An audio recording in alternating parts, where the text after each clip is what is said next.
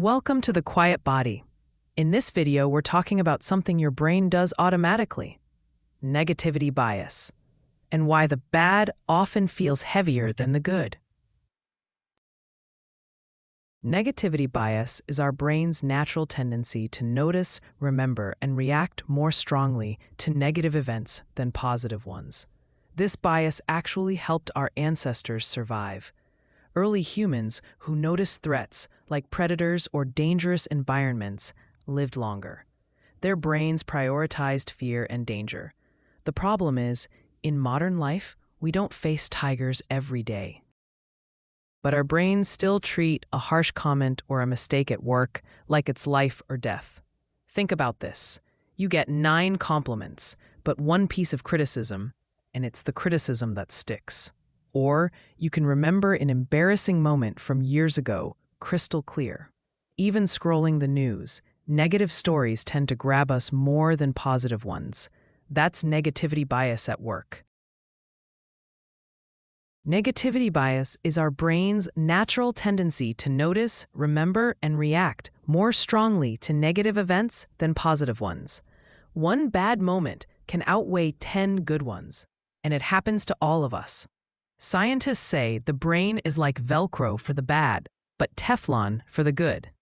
Negatives grab our attention, demand more mental energy, and stay in memory longer.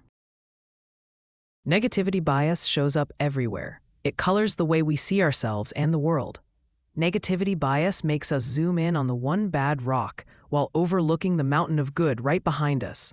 It shows up in work, relationships, and self-talk.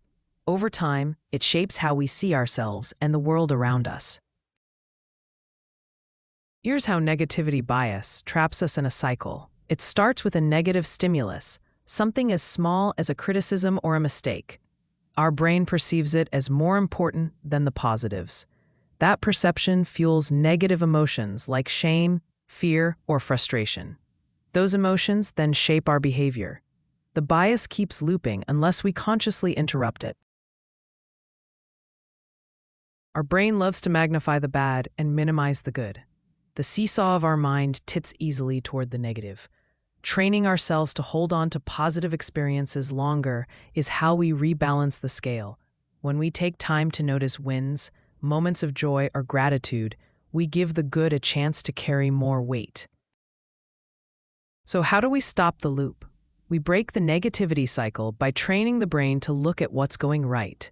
When we pause, slow down, and notice the good, our brain finally says, "Wow, when did this show up?" By shifting our awareness, we tip the balance back in favor of the good. Negativity bias will always whisper louder, but we decide if it gets the final say. By asking the right questions, we can notice the good, honor it, and let it change how we see ourselves and our lives. Start by asking yourself a few questions each day. What am I carrying today that's heavier than it needs to be? How often do I let one wound erase a dozen blessings? If I believe the good about me as much as the bad, how would my life change?